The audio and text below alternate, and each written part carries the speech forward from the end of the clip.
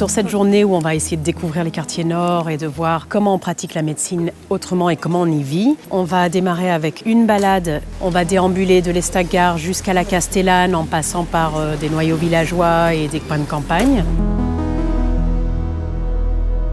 Donc là, cette balade, le but du jeu, c'est d'amener des internes à découvrir un territoire. C'est-à-dire pas juste des chiffres sur le nombre de médecins installés, mais qu'est-ce qui fait un territoire, c'est quoi son histoire, par quelle problématique elle est traversée. Irama, c'est un endroit magnifique. Être en lien, c'est primordial. Et en fait, c'est le but premier de la CPTS, c'est de vous mettre en lien.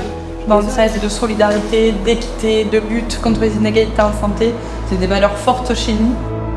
Moi, je suis interne en médecine.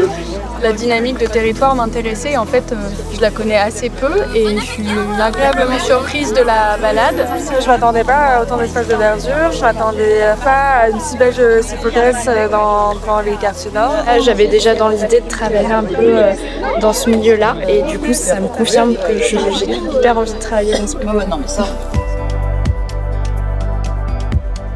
La deuxième partie de la journée, c'est un temps plus studieux autour d'une présentation du diagnostic territorial par l'ORS et le CRES, et puis des témoignages de professionnels de santé qui exercent, que ce soit en exercice de médecine libérale ou dans des associations autour de l'accès aux droits et certains parcours de santé plus spécifiques.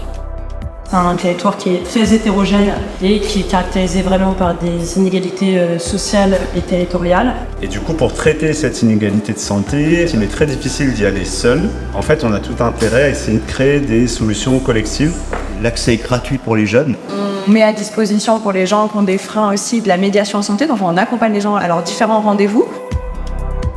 Alors on espère que ça va donner envie aux internes d'aller plus loin dans cette découverte et cette rencontre et ensuite d'avoir envie de venir s'y installer. Et l'ARS sera là à leur côté pour les accompagner. Alors bien entendu les accompagner sur les aides méthodologiques et des aides même financières autour de l'installation et du montage de projets, mais aussi de l'aide à chercher des locaux adaptés, à aménager ces locaux et puis de l'aide à ce que j'appelle l'ancrage territorial, c'est-à-dire identifier les acteurs ressources sur ce territoire, qui soient des professionnels de santé ou des acteurs sociaux, pour mieux préparer l'arrivée sur le territoire et aussi le travail avec des partenaires par la suite.